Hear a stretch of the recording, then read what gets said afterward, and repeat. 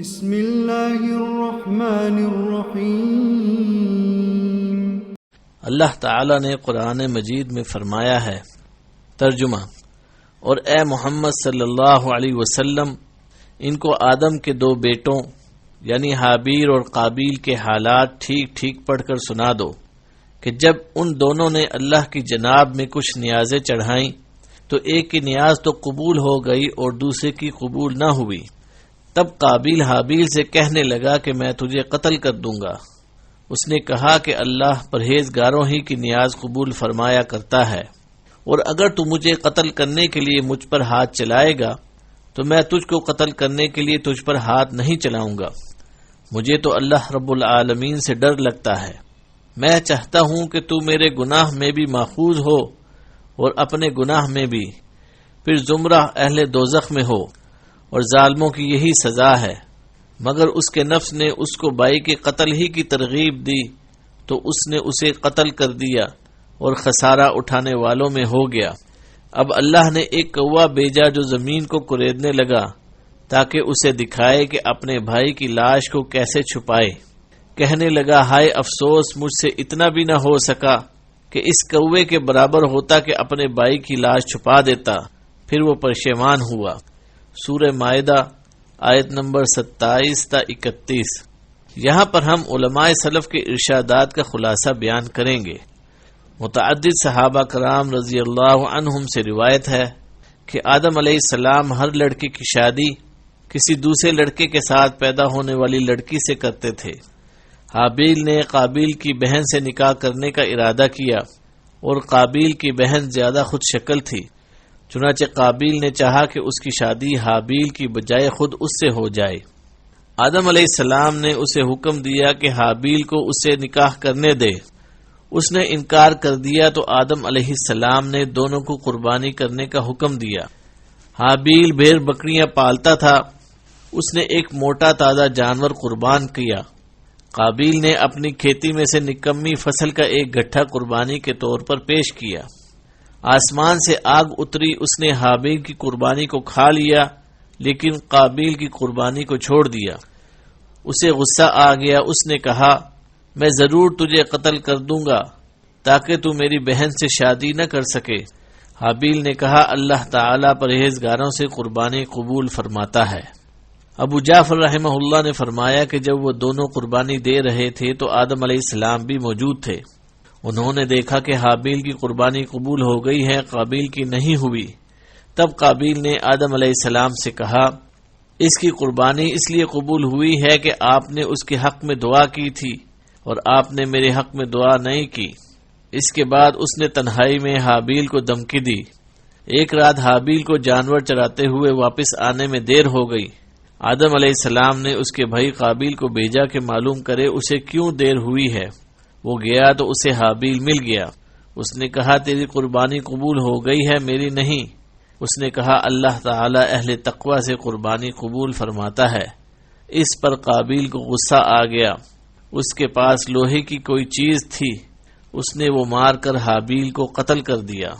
بعض علماء نے فرمایا، حابیل سو رہا تھا، قابیل نے ایک بڑا پتھر اس کے سر پر مار کر اس کا سر کچل دیا۔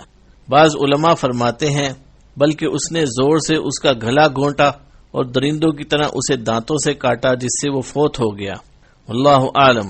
اللہ تعالیٰ نے فرمایا کہ جب قابیل نے حابیل کو قتل کی دھمکی دی تو حابیل نے کہا، ترجمہ: اگر تو قتل کرنے کے لیے مجھ پر ہاتھ چلائے گا تو میں تجھ کو قتل کرنے کے لیے تجھ پر ہاتھ نہیں چلاؤں گا۔ مجھے تو اللہ رب العالمین سے ڈر لگتا ہے۔ سورہ مائدہ آیت نمبر 28۔ اس سے اس کے اچھے اخلاق، خدا خوفی اور خشیت الہی کا اظہار ہوتا ہے، اور اس سے اس کا تقوی بھی ظاہر ہوتا ہے کہ بھائی نے جو زیادتی کرنے کا ارادہ کیا تھا اس نے بدلے میں ویسی برائی کرنے سے پرہیز کیا۔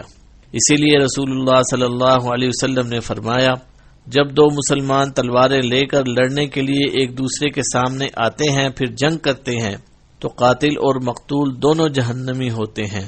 صحابہ رضی اللہ عنہم نے عرض کی، اللہ کے رسول صلی اللہ علیہ وسلم، یہ تو قاتل ہے اس لیے سزا کا مستحق ہے، مقتول کا کیا معاملہ ہے کہ اس مظلوم کو بھی سزا ملی؟ آپ صلی اللہ علیہ وسلم نے فرمایا، اس کی بھی شدید خواہش تھی کہ اپنے ساتھی کو قتل کر دے۔ حابیل نے مزید کہا، ترجمہ: میں چاہتا ہوں کہ تو میرے گناہ میں بھی ماخوذ ہو اور اپنے گناہ میں بھی، پھر زمرہ اہل دوزخ میں ہو، اور ظالموں کی یہی سزا ہے۔ یعنی میں تجھ سے لڑائی نہیں کرنا چاہتا، حالانکہ میں تجھ سے زیادہ قوی اور مضبوط ہوں، باوجود یہ کہ تو نے ایک غلط کام کا پختہ ارادہ کر لیا ہے۔ میں چاہتا ہوں کہ تو نے پہلے جو گناہ کیے ہیں ان کے ساتھ میرے قتل کا گناہ بھی تیرے سر ہو۔ حضرت مجاہد، سدی، ابن جریر اور دیگر علماء رحمہم اللہ نے اس کی یہی تشریح کی ہے۔ حضرت عبداللہ بن عمر رضی اللہ عنہما سے روایت ہے، انہوں نے فرمایا، قسم ہے اللہ کی، ان دونوں میں سے مقتول زیادہ طاقتور تھا، لیکن اس نے دوسرے کی طرف ہاتھ نہیں بڑھایا تاکہ گناہ کا مرتکب نہ ہو جائے۔ اس کا یہ مطلب نہیں کہ قتل کرنے سے مقتول کے سارے گناہ قاتل کے نامہ اعمال میں منتقل ہو جاتے ہیں، جیسے کہ بعض لوگوں نے غلط فہمی سے یہ سمجھا ہے۔ ابن جریر رحمۃ اللہ نے فرمایا کہ اس قول یعنی مقتول کے سارے گناہ کے غلط ہونے پر اجماع ہے، لیکن قیامت کے دن بعض افراد کے ساتھ یہ صورتحال پیش آ سکتی ہے کہ قاتل کی ساری نیکیاں دے کر مقتول کا پورا حق ادا نہ ہو، اس لیے مقتول کے اتنے گناہ قاتل کی طرف منتقل ہو جائیں گے جن سے حساب برابر ہو جائے، جیسے کہ دوسرے مظالم کے بارے میں صحیح احادیث میں مذکور ہے، اور قتل بہت بڑے مظالم میں شامل ہے۔ واللہ اعلم۔